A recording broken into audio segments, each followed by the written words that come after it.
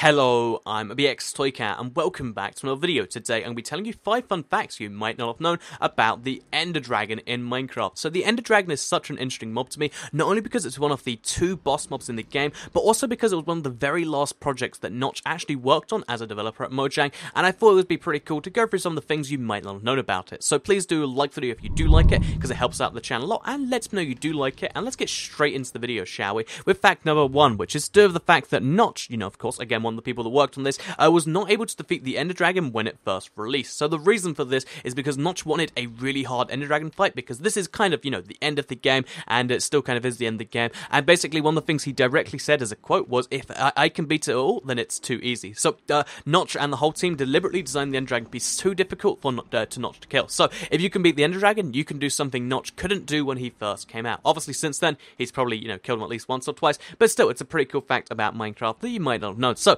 along the same lines, you might not have known that the Ender Dragon is actually a she. When you refer to the Ender Dragon as a he, that is incorrect. It's actually a she, and she, in fact, does have a name. So, kind of like how Steve has the name of, Steve ? Notch officially responded to someone asking what the Ender Dragon's name was by saying Gene ?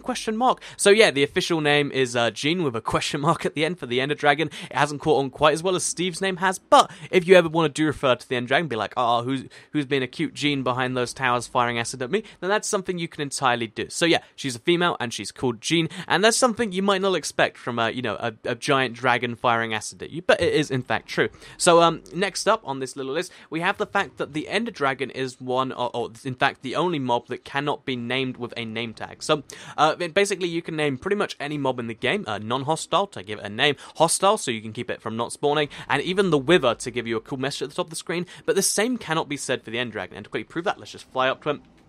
Let's show you I'm spamming down the trigger as we're going past him. It just will not let you name the Ender Dragon. This is true on all versions of Minecraft, and the exact reason for why is, kind of beyond me, I guess, because they figured that, the Ender Dragon has to keep his name to be formidable or something. But yeah, it's one of those weird things where you just can't name the Ender Dragon even if you really want to, even if you believe in yourself and you try hard. It's just not possible. So, along the same lines of things that only the Ender Dragon can do, because he's special as like a super boss mob that literally stops you from going to the end of the game, is the fact that potions will not work on the Ender Dragon. So the Ender Dragon was developed roughly the same time as potions, and the logic here must have been that, a splash potion of poison or a splash potion of harming would just be too OP if you put them on the Ender Dragon. Because think about, being able to poison the Ender Dragon, that'd be pretty crazy. But if I just quickly show right here by flying up above him, throwing some potions down, none of these potions are doing anything, none of them even hurting him a little bit, and if I throw down an invisibility potion, something that actually buffs him quite a bit, it's still not going to work. He's just unaffected by potions. Maybe it's the Ender Dragon hide that's just too strong for potions to get through, but it's just kind of interesting to me that he's the only mob like this. Even the Wither is affected by potions, even though it's reversed in some cases.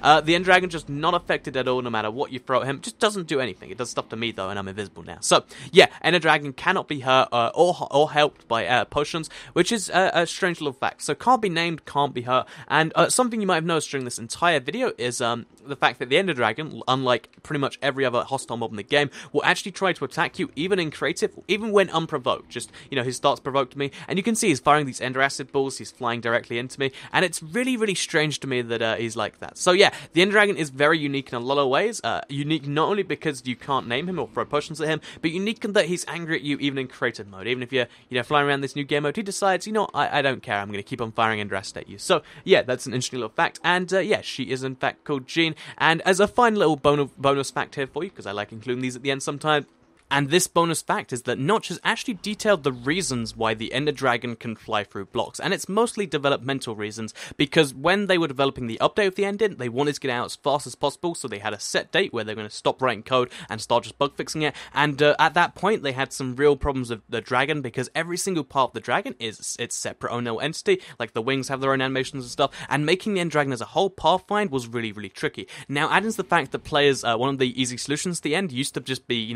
build walls and stop the Ender Dragon getting places. They need to have solutions to that, and they could make it, fly up above them, but then you gotta stop it getting trapped in boxes and stuff, and they just didn't have the time to do it, so they figured, oh, it's way cool if we just make the Ender Dragon destroy stuff. And although it is pretty cool when the Ender Dragon flies through blocks, it is, just for mostly lazy reasons that ended up being one of the key features of it. So, I thought you might enjoy that little bonus fact, and I hope you did enjoy all the facts in this video in general. If you did, please do like it and let me know. Share it if you really liked it, and subscribe if you're new around here. I make videos like this every single day on my channel, trying to teach you new things you might not not have known about Minecraft. And if you enjoy them, you can subscribe and you'll see them daily on your homepage. Thank you all for watching. Check out my other 5 things you didn't know about Minecraft videos, and I'll see you all in the next video. Goodbye.